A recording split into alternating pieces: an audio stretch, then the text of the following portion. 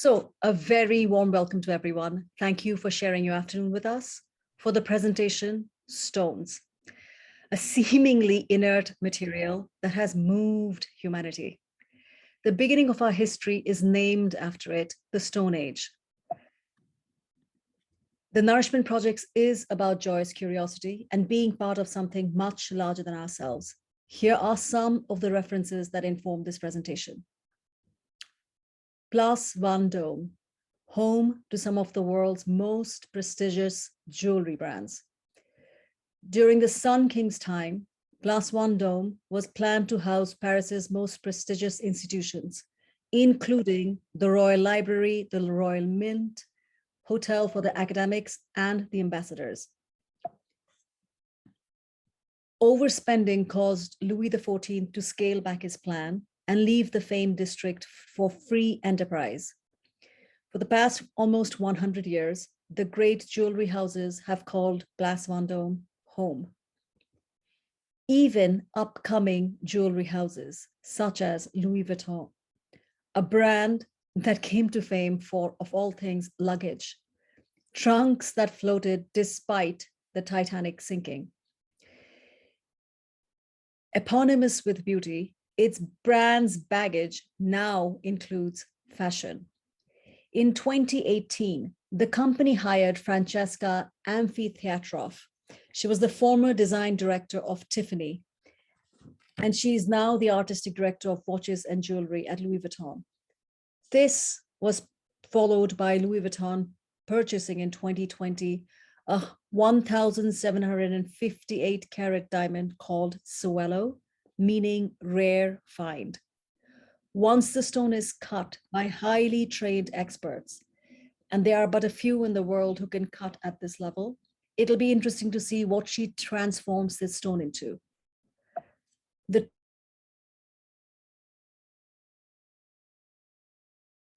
Shoma, you just muted yourself right after you said that what she transformed the stone into. You're muted. You're still muted.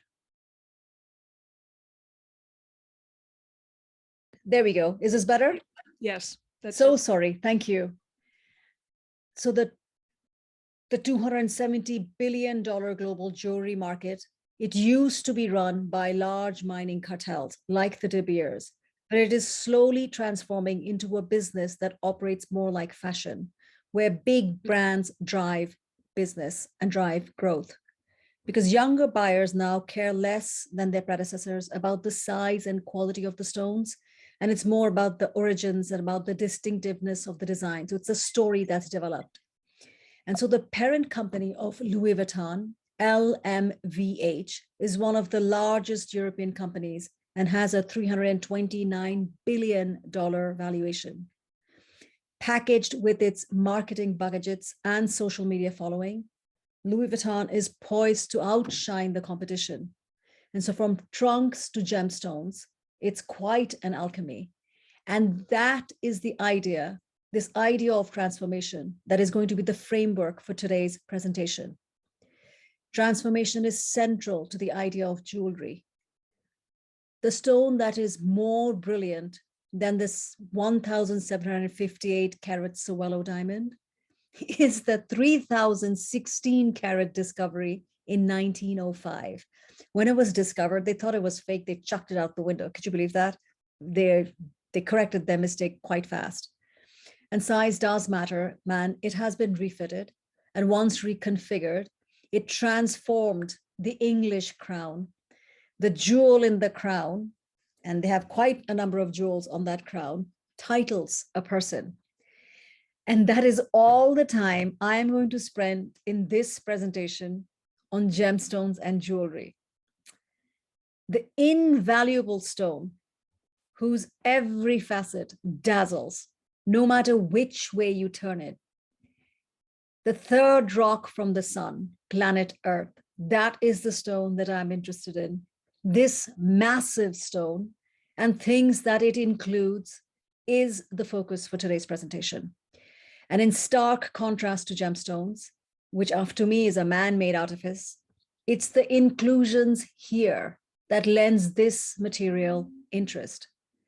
everything applies: size, shape, color. Let's delve into that important quantity of, not quantity, the quality of clarity. How did stones shape humanity? Well, stones have, when they're heated by fire, have been used for cooking. In fact, you could rub two stones if you're clever enough to create fire itself. Stone tools such as this one found in Mount Vernon bears a striking resemblance to a lumpy potato. But about 6,000 years ago, this stone axe had been skillfully carved and shaped by Native Americans for cutting or carving wood. It's about 7 inches long and 3 inches wide. The axe most likely had a wooden handle attached to its narrow end. Seen from the perspective of utility, this stone retains evidence of its creator's skill and craftsmanship. And speaking of seeing, reading stones, then known as reading spheres, were used initially to assist the elderly with failing eyesights. It was a most necessary tool for the liturgy, as shown, I'm going to point in the magnified section. It puts a new meaning to the word, let there be light, because I guess you need light to read. And they use stones like beryl. It worked very effectively for magnification. And so thanks to reading spheres or reading stones, poor eyesight was no longer seen as a disease to be treated, but rather as an impairment that could be improved with technical aids.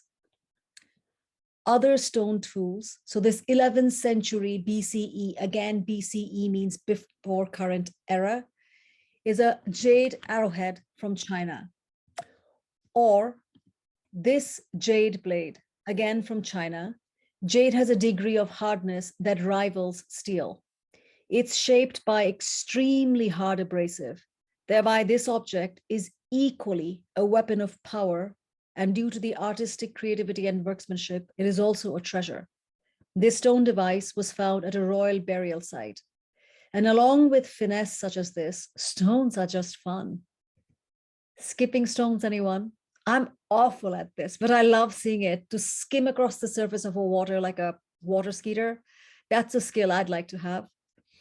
And again, the game Go, the pieces themselves are called stones. And I like the sense of competition that undergirds chess. It's creative cooperation that is the name of this game, Go. Stones and beauty. Only the stone-hearted is not moved by the complex detail pattern of this ritual object from, I don't know, millennia ago. Its altered rust gray cream nephrite, which is a kind of jade, is an emblematic insignia for personalities with power, because not everybody back then could have jade. This perforated disc was a token of wealth and political legitimacy. So the stone's round shape was the shape symbolizing heaven. So this ancient object's inscription on the right, I'm going to point now because it's slightly visible, was added in this 18th century. So it's a recent addition. The intimate image of an embracing couple is one of the 20th century sculptor Brancusi's most enduring themes. Two lovers fused in passion. This unobtrusive, densely packed gray limestone block form is a very slow reveal. The chisel strokes left present, you can see them all over the sculpture itself. I feel it lends it poetry. Not everything in life is smooth sailing. There's poetry in resiliency. And from the 20th century, this theme of intimacy transports us to a stone symbolizing that which endures, probably beyond the material stone itself, love. This stone, to me, is an emotional time machine. It pulls us through time and space to this idea of recognition, recognize of ourselves in it. It's an awakening to that which is relevant throughout the ages, love itself. It's slightly bigger than a clenched fist. It was found in the Ain Sakri caves in Jerusalem, near Jerusalem anyway. This mutish gray stone with absolutely no clear facial features. So it doesn't tell you whether it's heterosexual or homosexual, but really, does it matter? It doesn't at all, does it? One simply knows that they're looking deeply into each other's eyes. And this tender expression of love, as one circles the object, This emotionally sophisticated piece takes the breath away due to its dense revelations. So remember, it's made during the Ice Age. Our hunter-gatherer ancestors have settled at that time into farming. Security and food abundance has transformed the community. And this stone object reveals now, at that time, an interest in contemplation for leisure, because this didn't pop out of air. Somebody created this, had the time to create it. With the pressure off for merely surviving, leisure allows for the higher cultivation of new societal relationships, wrapped in each other, across time, eternally in pleasure. To me, this stone object embodies love, abiding. And speaking of love, from 11,000 years ago, the stone sculpture from Ain Sakri, to about 2,200 years ago, the goddess of love, at least the Roman goddess of love herself, Venus, Parian marble was used for this Venus de Medici. It's hard not to see an intensely sexual element to some of the more sensuous sculptures of women. The goddess is depicted in a fugitive, like momentary pose, as if surprised in the act of emerging from the sea, to which the dolphin at her feet, see right there, alludes. This statue, this pose, is the inspiration for countless Renaissance paintings that will come 1,400 years later, and one of the most famous being Botticelli's The Birth of Venus. Please note, her pose is based on the sculpture Venus de Medici that we just saw. The subject of the stone sculpture transformed into a green, blue, and red Neoplatonic interpretation of divine love. Because what it's doing, the composition with a central nude figure and one to the side with an arm raised above the head of the first, and winged beings in attendance, would have reminded its Renaissance viewer of the traditional iconography of the baptism of Christ, marking the start of his ministry on earth. And very cleverly, the allegory marries that ministry to Venus's divine ministry of love. It's very thought out, well thought out painting. So another one, statues to remember from antiquity, the Belvedere torso. Greek art's exaltation of the human body makes me sigh. I mean, just look at it. And historical notes confirm I'm not the only one sighing over it. Michelangelo was obsessed with this first century muscle torso. It was at the Vatican. Napoleon had taken it and then he gave it back later, was forced to give it back. Michelangelo sketched this stone in repose many times, and you will recognize it more in the shape that we see in the Sistine Chapel's Birth of Adam. You can see the Belvedere torso clearly in the form of Adam.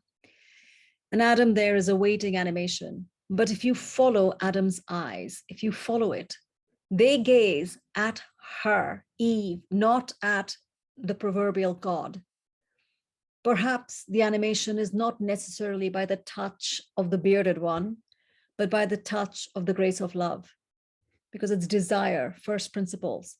To an Eastern perspective, Christianity seems petrified of female desire. And petrification brings us to its stone representation, Perseus and his vanquishing Medusa, one look from whom transformed the living into stone, hence petrification. I suppose to be turned into stone implies the psychological regression to a less conscious state. Ironically, a more conscious society is now looking at the story of Medusa in a brand new light. So per the story, from the egregious, she has transformed into the aggrieved. She was a worshipper of Athena, a virgin worshipper of Athena, till she was raped by the god Poseidon. And yet it was she who was punished, because often throughout history, as now, the powerful sometimes gets off scot-free. Her look of pathos inscribed in stone hints at the dense history of the helpless being abused. That subtle transformation of interpretation deserves more time than our 1 hour permits, but I would like to at least give a marker of what I'm trying to allude to. Take, for instance, China's Song dynasty and the Song culture. Everything subtle, beauty reveals and revealed only to the curated mind. They expect a highly curated mind in their art offerings. The organic, gentle swelling of the vase with incise lotus design. You have to look to see the incisions. Beauty marked by attention, not color.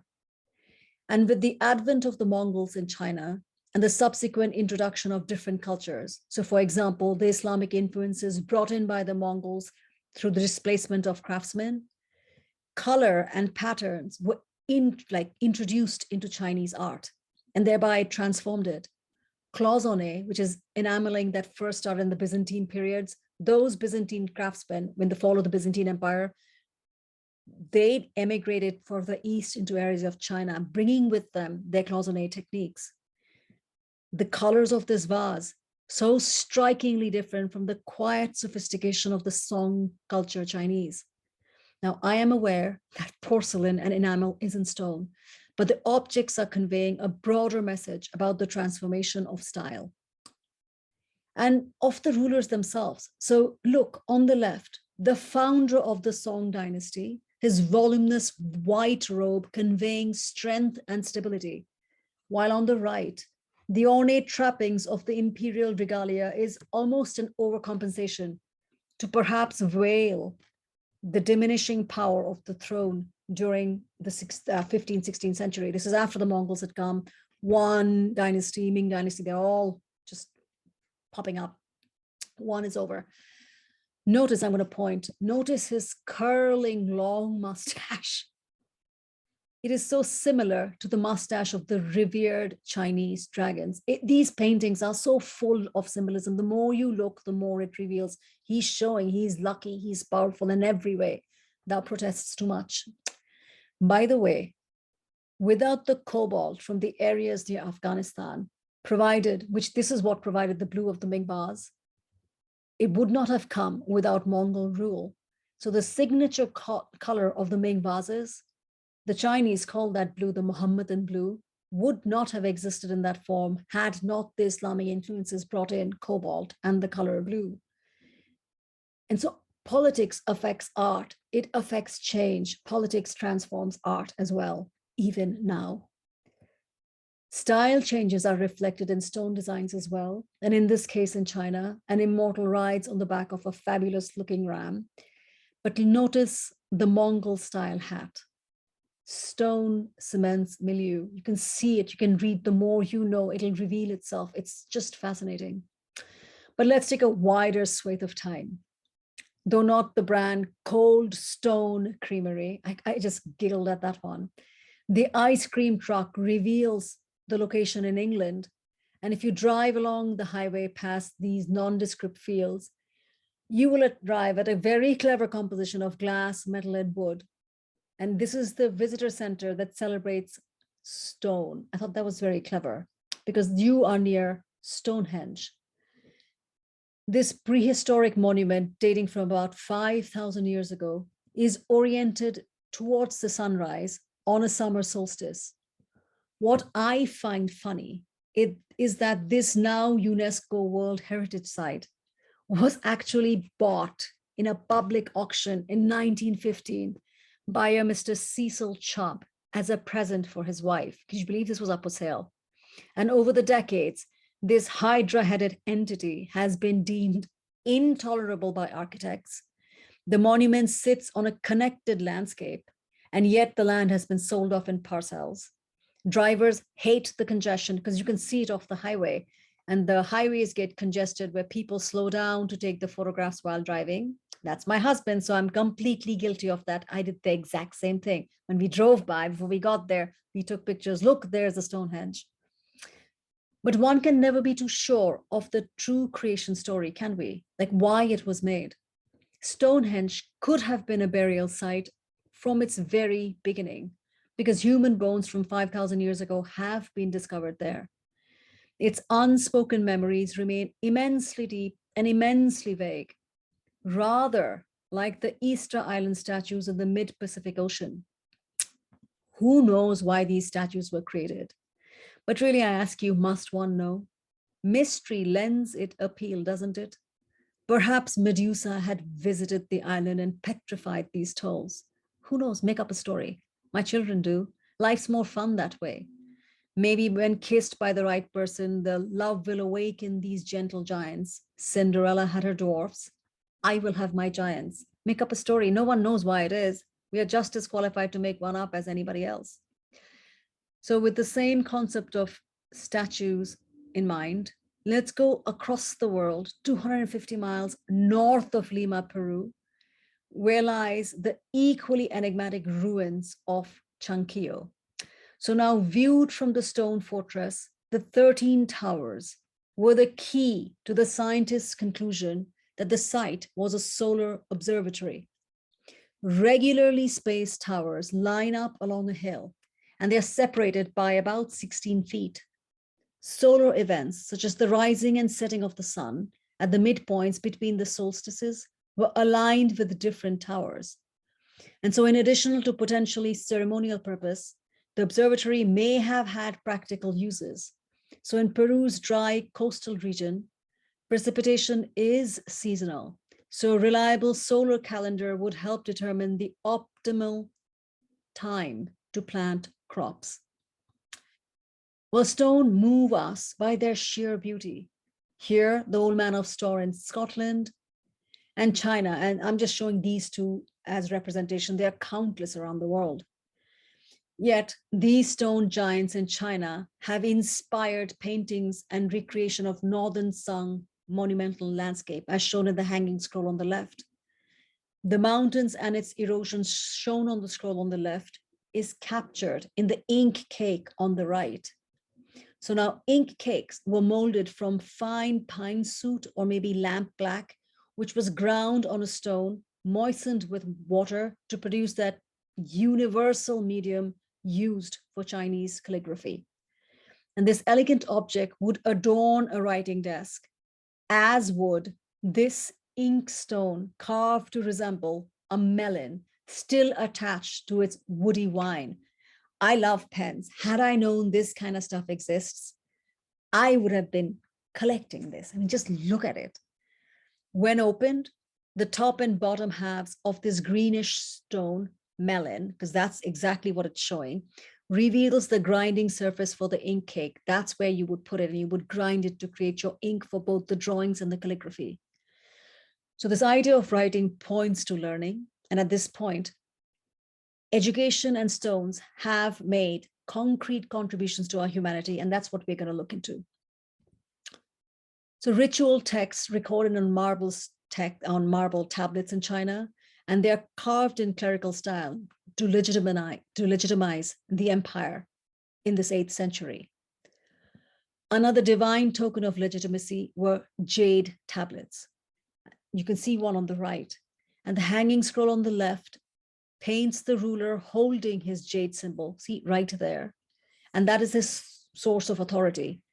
The 13th century painting is depicting a dynasty from about 3,000 years earlier. So it's an antique painting depicting something older yet. Stone documentations are found throughout history, the world over, and not just in China.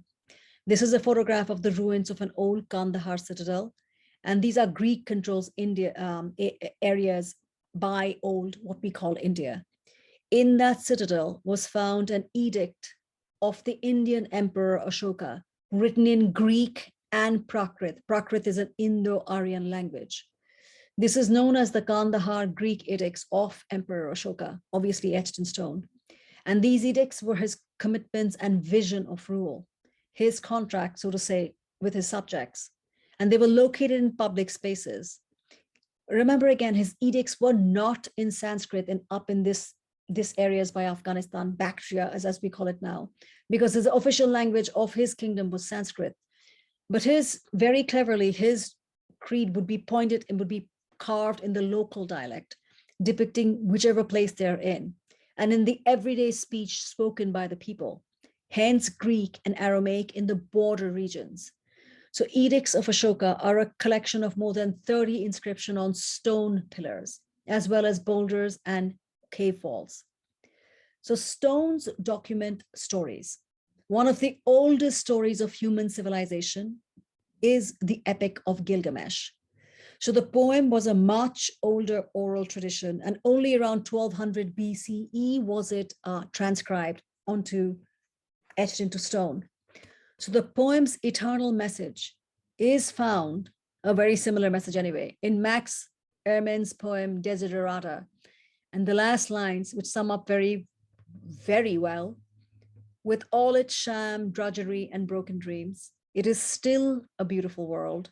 Be cheerful, strive to be happy. Good things to live by.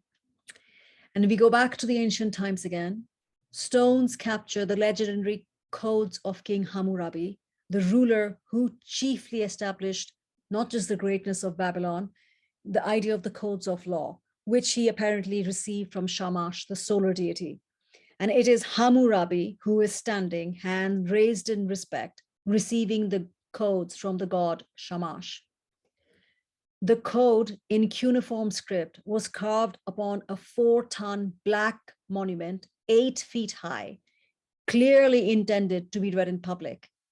His codes are the earliest known example of a ruler proclaiming an entire body of law arranged in orderly groups so that all men might know what is required of them. Stones undergird religion as well, and in other parts of the world. So for example, now we are looking at a picture from Myanmar, the Golden Rock, which is associated with the relic, the hair of a Buddha, and it's venerated by thousands daily. The association of stone, perhaps representing the durability, the immutability of faith, is found in religions throughout the world. We are now in Milan, Europe, Milan's Duomo. And I always found it funny to see these saints gargoyle-like, their scrutiny upon the believers, ever watchful. I guess you need that watchfulness for a faith that pivots on the concept of original sin. And we have stone carvings in other religions around the world. Stone carvings adorn temples in India as well, but they're in sharp contrast to this concept of sin, because the carvings here in India are a celebration of creation. Immortalized in stone, virile men and voluptuous women cavort and copulate in the most intimate and erotic postures. Temples of Khajuraho and otherwise represent the best of Hindu temple carvings. Sculptures adorn the walls, sinuous, twisting forms, both human and divine, throbbing with life.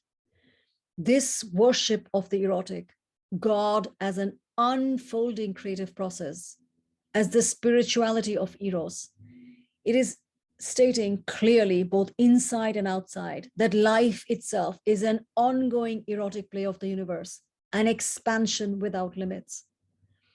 But please remember, Hindu religion comes in other stone forms as well.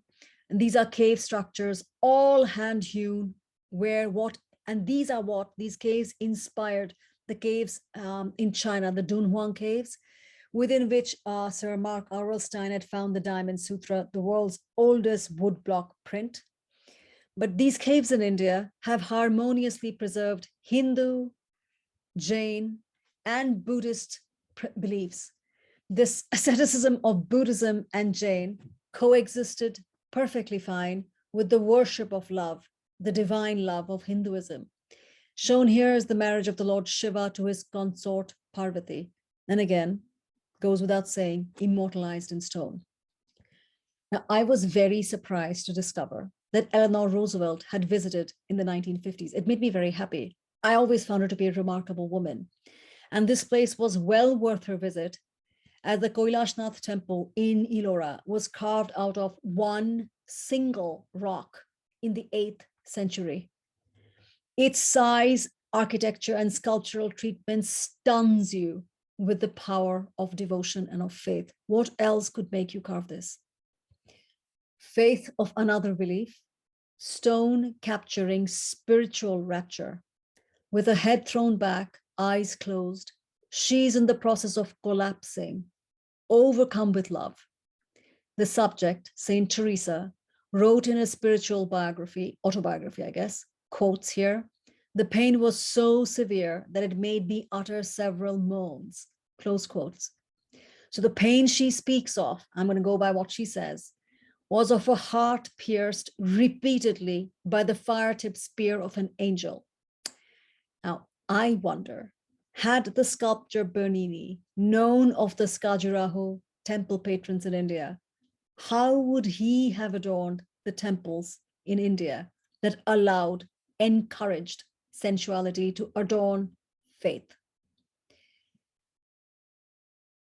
Hindu faith celebrates, not condemns, sensuality and sexuality. The spiritual and the sexual merge. So I know this is a bronze statue, and I chose it because I prefer to show it, view its beautiful patina for this concept of Ardhanariswara, because you will see a stone version of this very soon. So the form Ardhanariswara is the merging of the male deity Shiva and his female consort Shakti. So it indicates the union of substance and energy. This union is the source of all creation. Shiva and Shakti can be considered as a metaphor for the union of the duality to represent the ultimate non-duality of creation. That is the universe itself. This belief is presented in the Buddhist Tantric practices as well, as shown on the painting on the right. But the reason I bring it up is to allude to the gender assignments to stone. The most popular form of Shiva worship is in the form of the lingam, which is an erect phallus made of enduring stone. And that stone is mounted on a base. You can see the picture on the left, representing, it's a round shape, the female vulva called the yoni. And during worship, milk is poured on the phallus. I mean, the imagery is obvious. But symbolically, what it's saying is that the universe is a womb that has been impregnated by male energy. And so the placing of the lingam on the yoni, the vulva, symbolizes generative force, the power of generation, the ongoing erotic play of the universe, that the whole world is an impregnation, and the active female energy of creation is harmonized with the male, Ardhanariswara. The round stones, for example, similar, the symbolism of caves representing the female, the vulva, the phallic symbol found the world over. Oh, sorry, it skipped a picture. Here, previously it was Scotland, here in Scotland again. The phallic male, and you can see in here, the union of the male and the female, the Ardhanariswara in stone form, that the erotic is a sacred life force that adorns the universe with fertility. And that we, this stone earth, all the planets, the galaxies, all of this is dancing, circling through time and space in an eternal rhythm of pleasure. This is the main point throughout Hinduism. But this Ardhanariswara, the hermaphroditic quality, which is the marriage of the female and the male, is found in other cultures as well. It's captured here in stone by the Greeks and subsequently by the Romans as well. So Hermaphrodite, easily recognizable by his dual gender, was the child of Aphrodite, the goddess of love, and Hermes, the messenger god. Here he combines not only the names of both parents, but also their nurturing and protective attributes. And one sees that his mantle is carefully arranged to reveal both his womanly breasts and his male genitalia. So named after him, herms are boundary markers, signposts found in the ancient world. Oddly enough, phallus was a symbol associated with Hermes. Can you imagine the French luxury brand using a phallus as its logo? So come, be authentic. Isn't that the du jour thing to do? Change the symbol, be true to form. That would just be something. They would gain tons and tons of eyeballs on Instagram. But this presentation today will not focus on the artistry of sculpture, though we recognize the brilliance of some of the old European masters like Bernini, who can capture in stone the softness of flesh. It is astounding. We acknowledge also and admire the countless anonymous craftsmen, the sculptors of Eastern traditions, who magnificently captures in stone the carnal manifestation of the erotic sentiment. Also, though not our focus, but it's always aligned with the core of nourishment projects, the playfulness of learning. Here's the joy of discovering that Leonardo da Vinci had argued that the nude statue of David needed a decent ornament, and he had sketched it with underpants inked on. Could you believe that? David had once been fitted with a very prim brass girdle sustaining 28 copper leaves, and he wore that girdle for 40 years. Ask your art historians for that detail. It's really funny. I just wanted to share that. It has nothing to do with the story, but, well, the statue is made of stone. So the Roman sculptures are influenced by the Greek, and that is very well documented. And our story now is going to jump into a very relevant issue concerning Greek statues. So the Parthenon in Athens. The Athenians then had expelled a Persian invasion prior to the temple's construction, and thereby they had preserved their democracy. So the temple symbolizes this epoch-defining victory. Vividly painted sculptures and decorations adorned the lavish temple to the city-state's patron deity, Athena, the goddess of wisdom and war. Its name, Parthenon, reflects parthenogenesis, which means a virgin birth, birth from a virgin, because Athena had been birthed from the head of her father. A computer rendition of its original design is shown here, and there were 92 carved metopes, which are square blocks placed between the columns. And this adorned the exterior walls of the Parthenon, depicting the Trojan War and other mythological battles. So the temple had fallen into a derelict state following the Ottoman occupation of Greece in the 15th century. And the Ottoman troops had actually repurposed the Parthenon as a mosque. There really was a minaret that had been constructed. But around, I don't know, in the 17th century, somewhere around that, there were continuous ensuing battles between the Venetians and the Ottomans. And in September of 1687, a Venetian mortar had struck the monument, causing an explosion which destroyed its roofs. So with that architectural history, here is the 20th century Parthenon. How extraordinary it must have looked prior to the bombing and the subsequent historical erosion. The computer rendition does not do it justice. Colored wax would have adorned and hardened the marble. These Doric columns aren't carved from a single long chunk of stone. They're made of a series of column drums held almost imperceptibly together by mortise and tenon joints to form a single swelling column. The flutes you see were carved once the columns were laid on top of each other to make the joints even more imperceptible. Just the architecture and to have formed this is staggering. That it lasted all these years is a thing of marvel. So this book by an English antiquarian, which is a historian, Richard Chandler, effectively encouraged Western travelers to pillage the Parthenon of the treasures in the interest of preservation. Could you believe that? I'm not joking. Talk about irony. Pillage it to preserve it.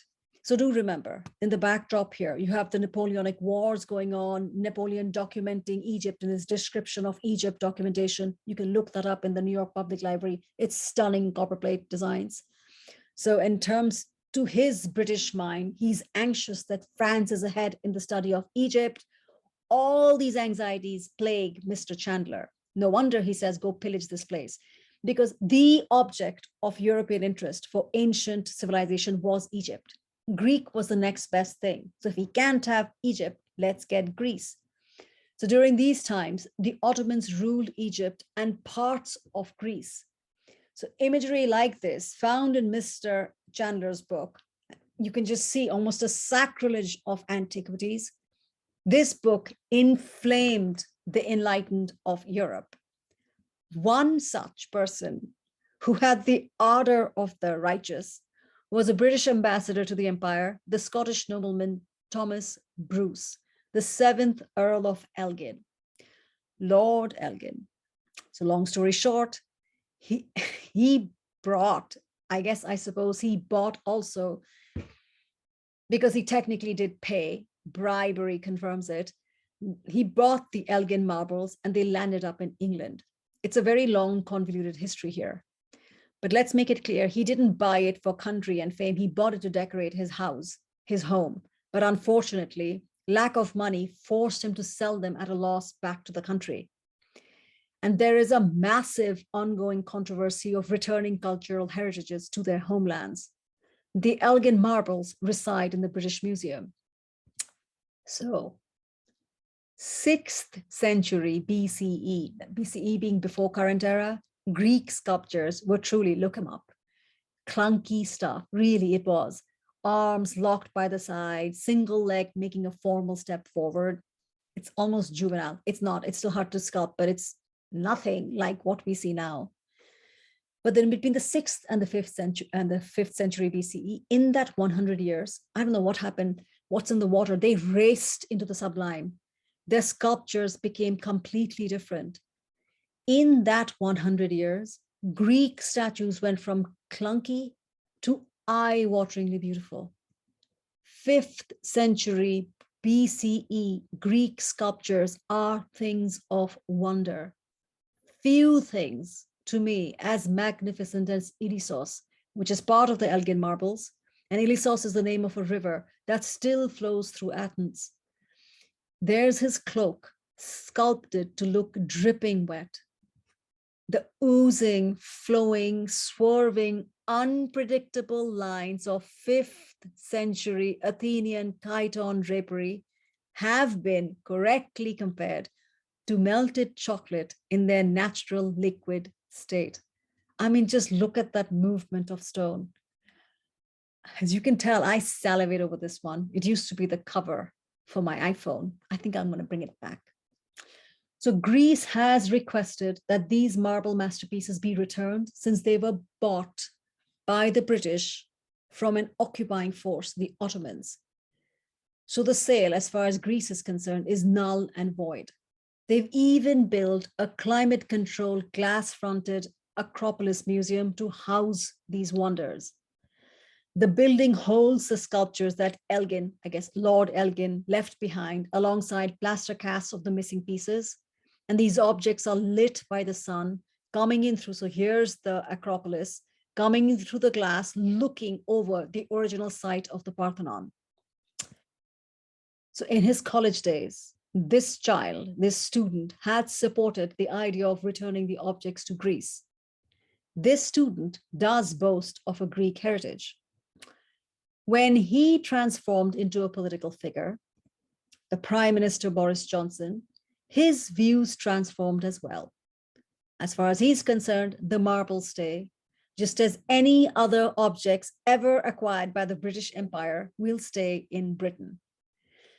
Though I must say, one now hears, on an entirely separate note, his cabinet is holding exportation discussions, shall I say, with Rwanda. They should seek advice from France as far as Rwanda is concerned. Parthenon is just one of the many astounding stone structures of history. Stones commemorate death because they're such a befitting material to address the eternity of afterlife. Stones do emanate durability, don't they? And this spectacularly carved tomb facade of Al-Ula, pre-Islamic Nabatean culture, is from about 100 BCE. So pyramids reigned supreme when speaking of stone commemoration of the dead. This is obviously Greece, Giza. So these pyramids used to be cased in limestones, and the central chamber with the sarcophagus of the pharaoh, they used to have reddish pink granite from Aswan because the granite could support the weight of the construction. We often forget that in their day, the outer casing would have been polished to a silvery gleam, and that these pyramids would have dazzled with the power of the ones residing inside these stone palaces for the afterlife. Because the casings have been removed and no one polishes them, we fail to remember what exactly they were there to impart. Another mortuary temple, the temple of Ramses II, better known as the Ramesseum, And it is from here that the granite bust of Ramses II was brought to its current resting place, pun intended, the British Museum. This 7.25-ton statue was cut from a single two-colored granite slab. And so the statue's eyes are slightly downward cast to relate to the viewer on the ground, both when he was in Egypt and when it now resides in the British Museum. So its heralded arrival in England had inspired Percy Shelley's poem Ozymandias, with its famous opening lines, "My name is Ozymandias, King of Kings. Look upon my work, ye mighty, and despair. Nothing besides remains." And it goes on, etc., etc., etc. But ironically, the stone does remain, doesn't it? It'll probably outlive all of us. Another stone structure with downcast eyes is found in Cambodia in the 12th century Bayon temple.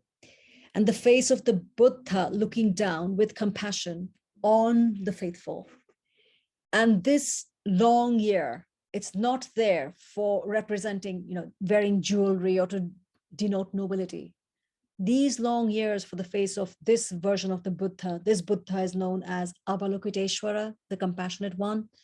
It means, it's really signifying he who hears with compassion, hence the focus on the ear, the long ear.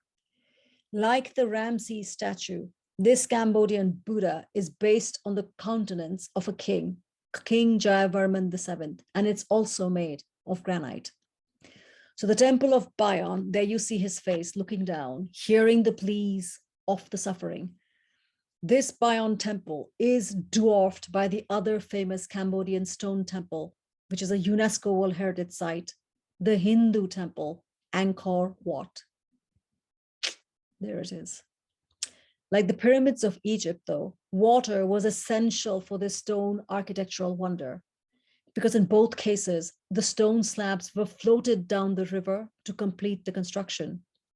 So Egypt's Giza, as you can imagine, is surrounded by desert. There are no stone quarries to be found in that desert. So the slabs used to be brought up the Nile and then pulled with extreme engineering and very clever movement to build the pyramids.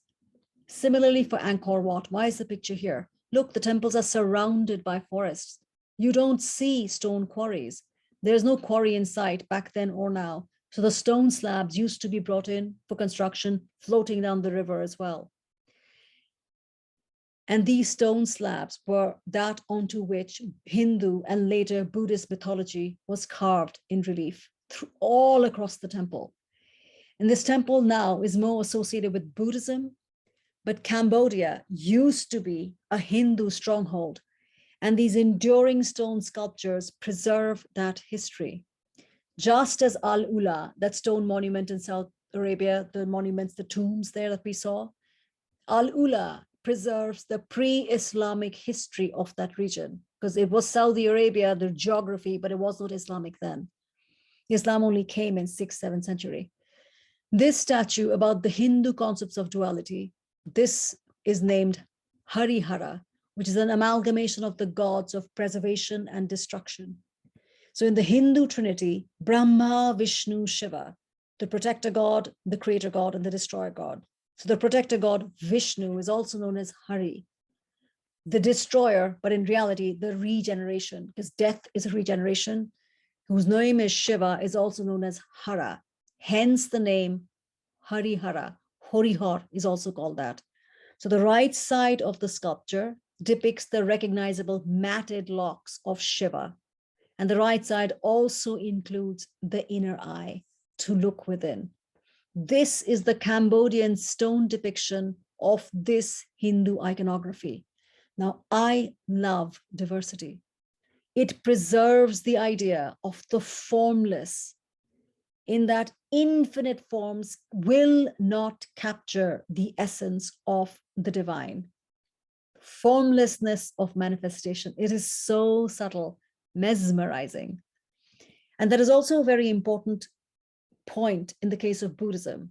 So originally, Buddhism was aniconic. The Buddha was not represented in human form.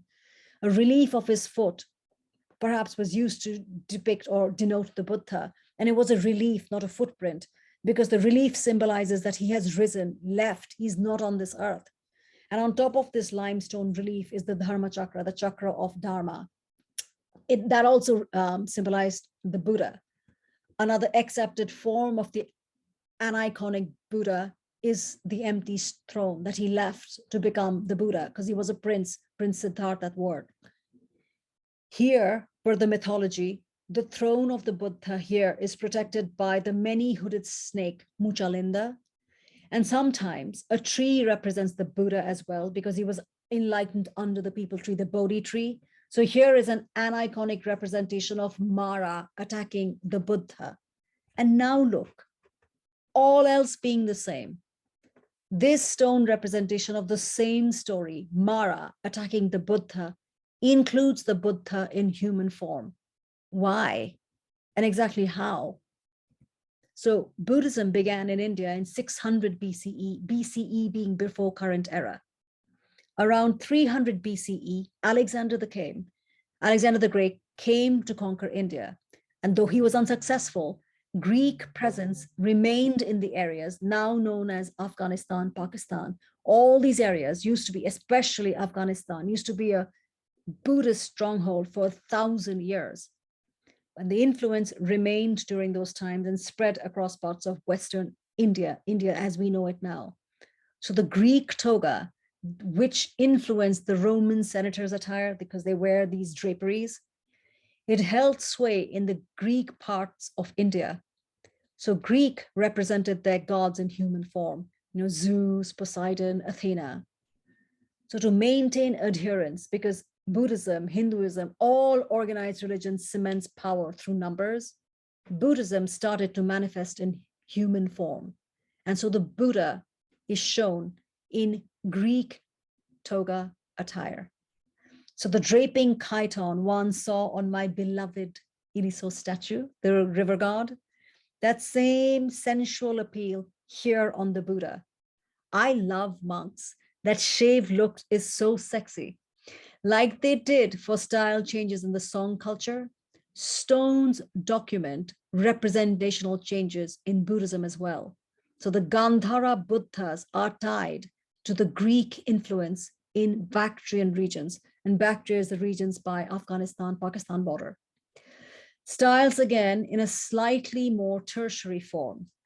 The story of the Hindu god, the god in blue, Krishna, holding up a mountain. So there's the connection to the story of stones, mountain full of stones, to protect his people from a deluge of the flood. But look carefully at how the mountains are painted. This is the work of a Deccan painter.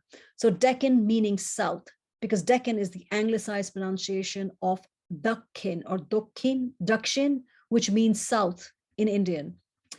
So the rainbow-like landscapes found in Deccan art of India is very different from the Mughal painters of northern India. So the Mughals were the people of Shah Jahan and Akbar and his family members, those who built the Taj Mahal. Deccan art to me is the higher beauty. You should look into it. Many people do. The Muslim rulers of India were highly influenced by the Persian art and poetry. Here is a page from the illustrated manuscript Shahnama. There's a point to this. Wait and see. Look carefully at this one folio section. I tried to blow it up here. This is simply alert you to something very worthy of your time. So the top right has been highlighted. So here's the gazelle or the ibex. There it is. Now watch.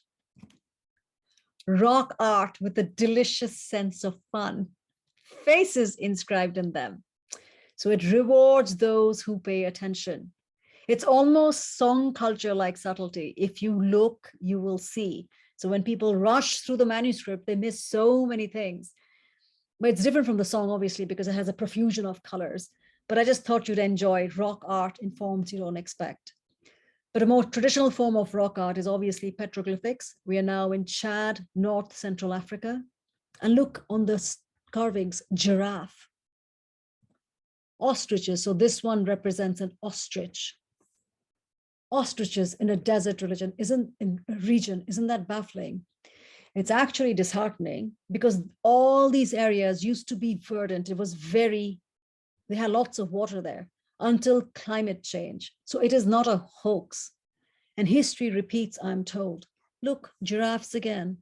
Water is invaluable. Giraffes roamed these areas once. And so from petroglyphs, we go to hieroglyphs and the Rosetta Stone. And the stone object, this one, helped scholars decipher Egyptian hieroglyphics, which is a writing system that uses pictures as signs. And the writing on the stone is an official message, but that's not the important part. It was a decree from the King Ptolemy V.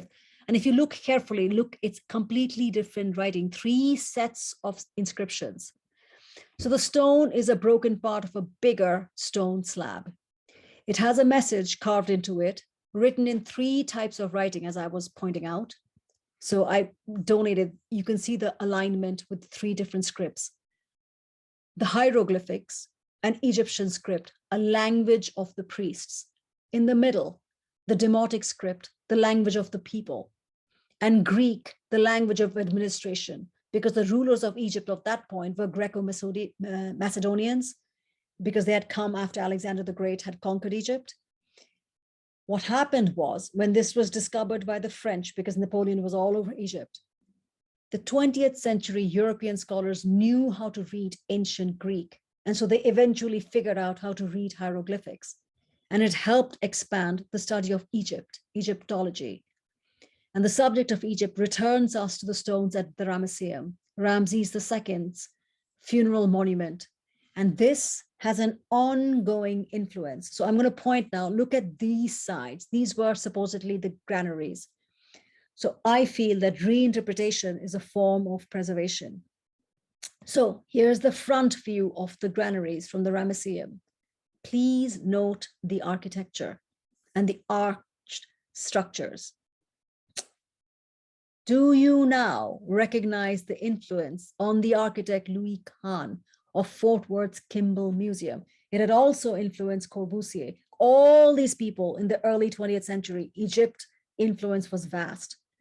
I want to call your attention, though, to the garden shown in this rendering. These stone structures, these sculptures were an homage to the architect Kahn by a Japanese artist. So Japan's love of stone is influenced by the Korean and Chinese reverence for stones. Japan is a brilliant case of the student exceeding the teacher, the master.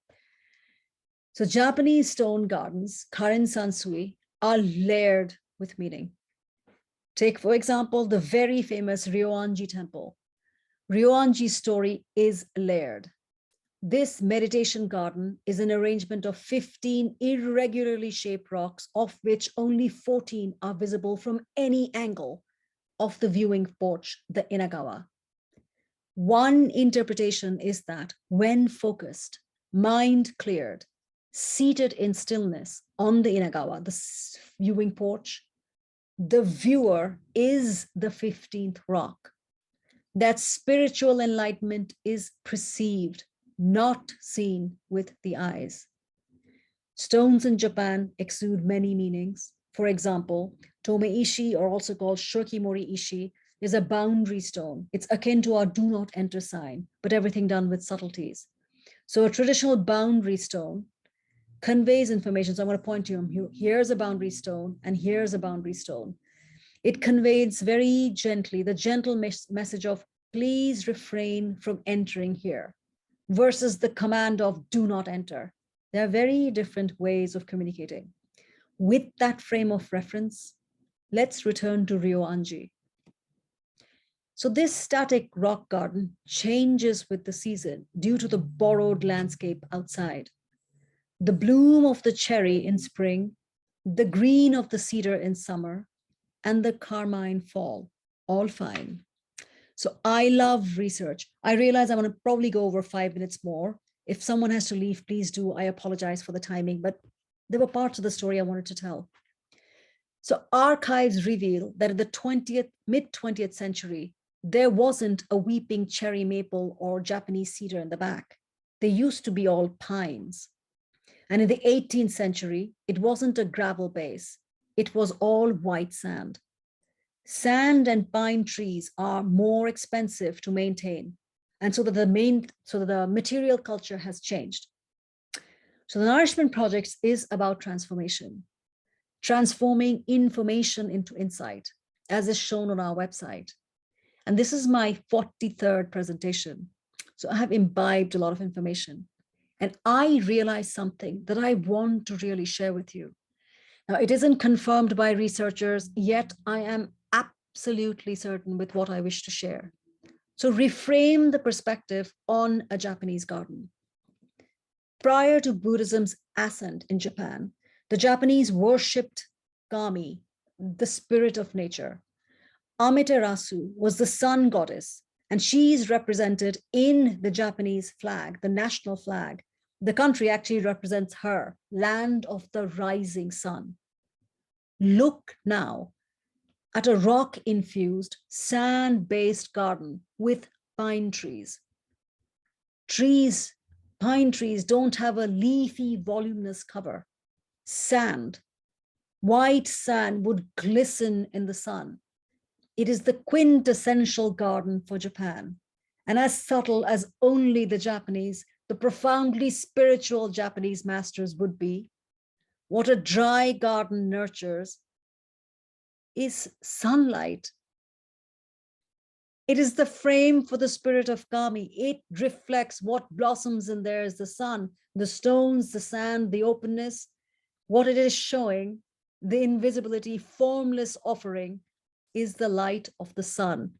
Of this, I am sure. I do not need an academic or a gardener to confirm my beliefs, nor a priest. This Kami, the spirit of nature, sculpts stone, and it does so throughout the world, with water everywhere. I'm just showing Utah, the Antelope Canyon.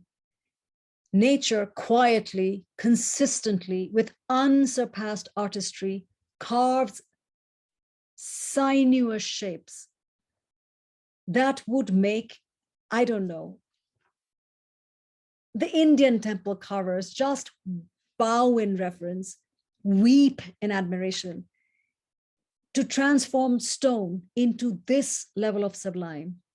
And this transformation is evident in this picture. I mean, how else do you say that? It's a perfect representation of stone becoming utterly sublime. And a transformation that is more easily relevant, revealed, not relevant, revealed, is the stone diamond itself. Because how does it form? Put enough pressure on coal, on carbon, it is that which becomes a diamond. That transformation, that alchemy is what I'd like to think the philosopher's stone concept is about.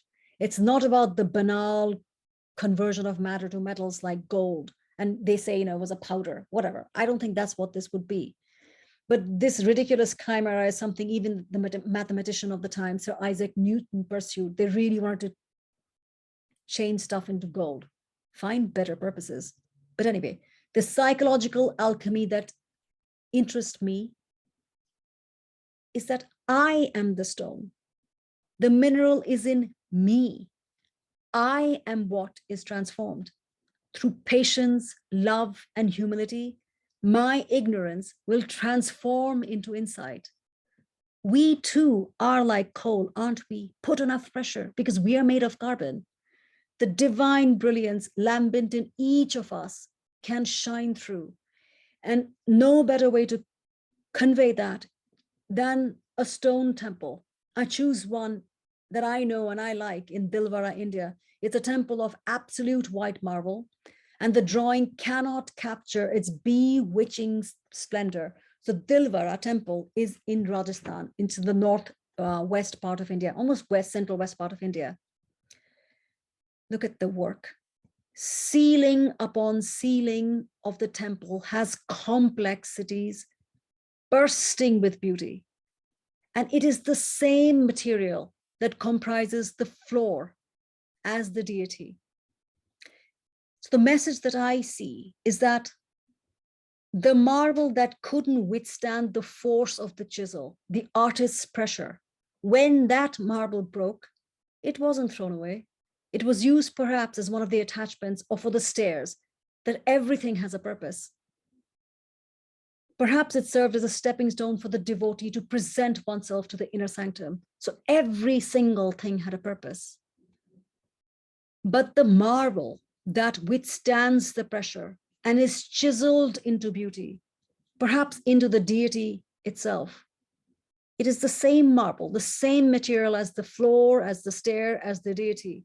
The divine isn't ever the material. It is only the spirit that animates the stone that is of any interest.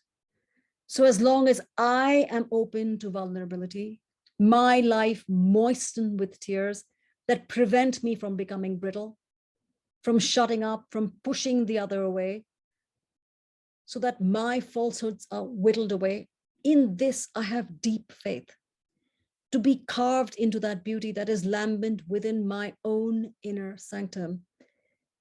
This mutable philosopher's stone called life can blossom each of us into our whole being, much more than a transformation. That is transcendence. I hope you found meaning in today's presentation. As always, I am so grateful for your time and I wish you joy. Thank you.